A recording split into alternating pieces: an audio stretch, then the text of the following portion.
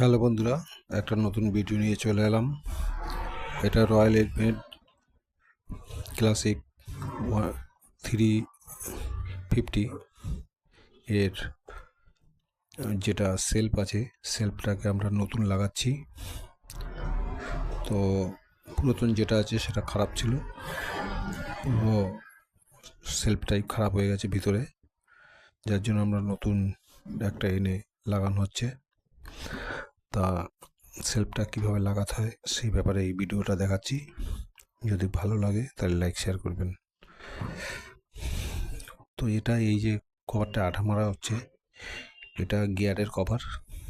এতে এক সাইড দিয়ে সেলফ থাকে আর বডিতে গিয়ারটা লাগানো আছে, যাতে কোনো রকমভাবে জল বা কিছু না ঢোকে। তার জন্য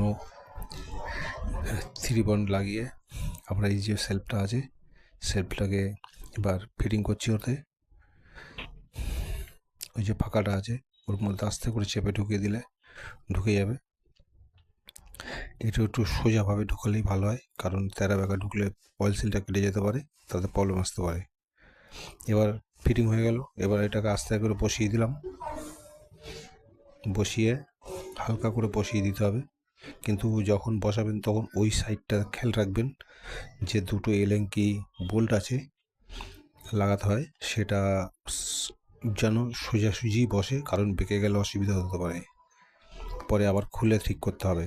যার কারণে ওই সাইডটাও খেয়াল রেখে দেবেন, খেয়াল রেখে ফিটিং করবেন।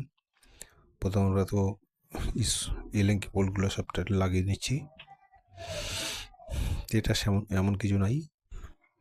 আর সেলফের জন্য এই যে ক্লাচের সব খোলা আছে, এটা সেলফের জন্য খোলা হয়নি, কেউ উল্টো ভাববেন না, কেন অনেকে অনেক রকম কমেন্ট করছে। এটা ক্লাচ প্লেট চেঞ্জ হয়েছে, ওয়ান ওয়েটাও চেঞ্জ হয়েছে। এই ভিডিওটা আমরা পরে দেখাবো। একবারে 3টে কাজ হচ্ছে, ওয়ান এ চেঞ্জ হয়েছে, ক্লাচ প্লেট চেঞ্জ হয়েছে, আর সেলফ চেঞ্জ হয়েছে। তা সব ভিডিওগুলো আলাদা আলাদা করে পার্ট টু পার্ট দেখানো হবে। তো আমরা আপাতত সেলফেরটা দেখাচ্ছি।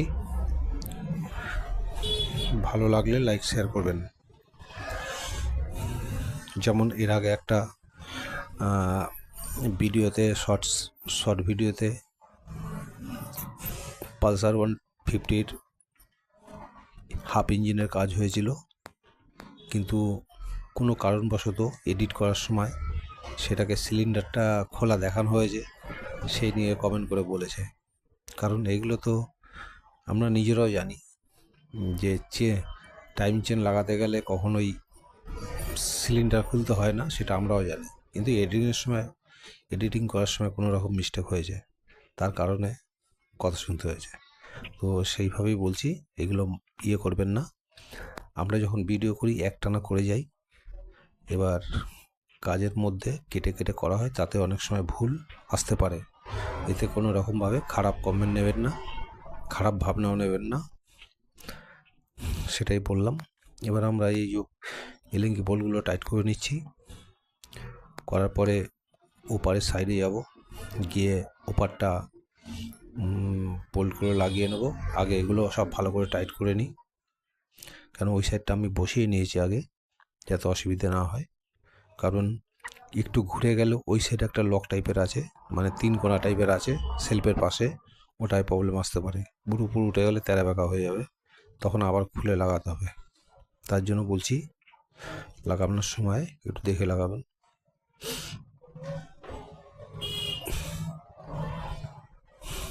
যেমন এই গাড়িটা যখন কাজ হয় একবারে ঝেড়ে কাজ হয়। মোবিল কম বেরিয়েছে, পিস্টনে কাজ করতে হবে বলা হয়েছে, এখন সেটা পরে হবে। আপাতত সেলফটা লাগাচ্ছি আমরা, এর ভিতরে দেখাচ্ছি।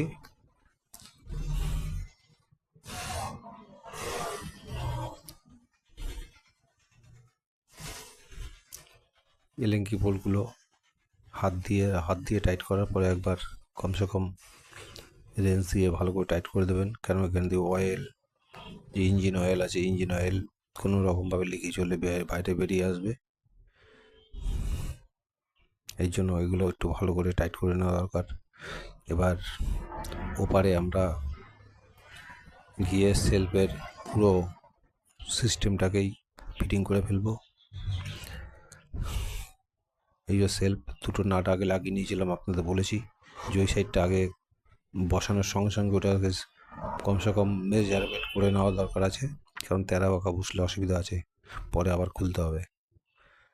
তো এইবার আমরা সেলফের যে বডির ইলেঙ্কি বোল্ট আছে ওগুলো টাইট করে নিচ্ছি।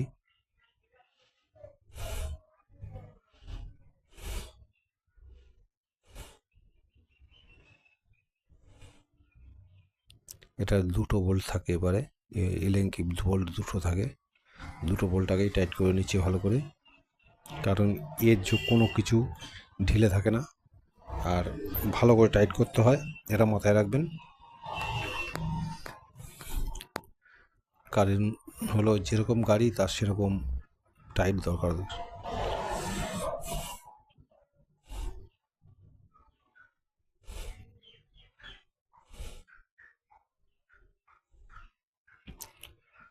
এবার আমরা একবার রেঞ্জ দিয়ে টাইট করে নেব যাতে ফুল টাইটটা হয়ে যায়।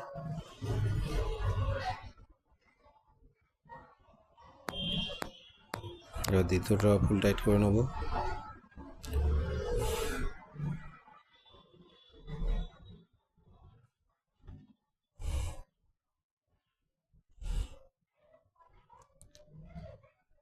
এটাও ফুল টাইট হয়ে গেছে, মোটামুটি হয়ে যাবে।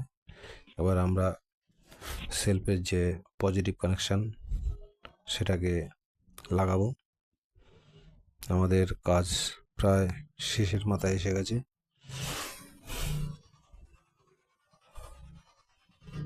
এই যে সেলফের, এটা 10 নম্বর নাট বোল্ট আছে।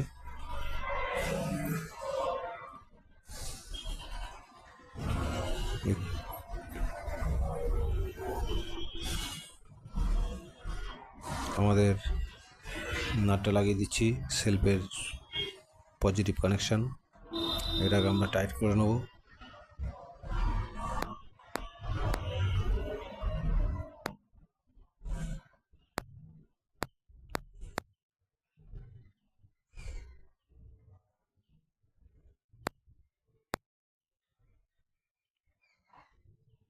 ব্যাস ফুল টাইট হয়ে গেছে।